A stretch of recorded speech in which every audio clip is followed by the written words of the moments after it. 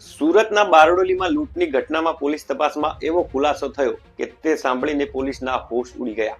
કારણ કે જે યુવકે પોતાની સાથે લૂંટ થવાની વાત કરી હતી તે ફરિયાદી યુવક જ આ લૂંટ કેસનો માસ્ટર માઇન્ડ હોવાનું સામે આવ્યું છે. એક વેપારીને ત્યાં નોકરી કરતો સેલ્સમેન વાપીથી પૈસાની ઉઘરાણી કરી અને બારડોલી પોતાના શેઠને પૈસા આપવા જઈ રહ્યો હતો. ત્યારે બાઇક પર આવેલા બે લૂંટારુઓએ તમંચા જેવું હથિયાર બતાવીને ₹2.75 લાખની લૂંટ કરી ફરાર થઈ ગયા હતા.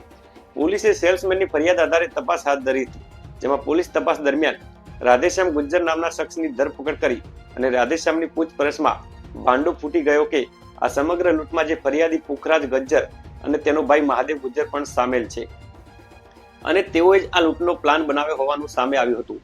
આ બંને ભાઈ છેલ્લા 5 વર્ષથી બારડોલીના આ વેપારીને ત્યાં નોકરી કરતા હતા અને ઉઘરાણીનું કામ કરતા હતા, જેથી તેઓ ધંધાથી અને આવતી ઉઘરાણીની રકમથી વાકેફ હતા. આથી તેઓએ રાજસ્થાન રહેતા તેમના મિત્ર રાધેશ્યામ ગુજ્જરને આ પ્લાનમાં સામેલ કરી અને સુરત બોલાવ્યો હતો અને ચોક્કસ જગ્યા નક્કી કરી આ તરકટ સમાન લૂંટને અંજામ આપ્યો હતો. ત્યારે હવે પોલીસે આ કેસમાં 4 પૈકી 3 લોકોની ધરપકડ કરી છે અને લૂંટમાં ગયેલા ₹2.75 લાખ પૈકી ₹1.30 લાખની રકમ રિકવરી પણ કરી લીધી છે.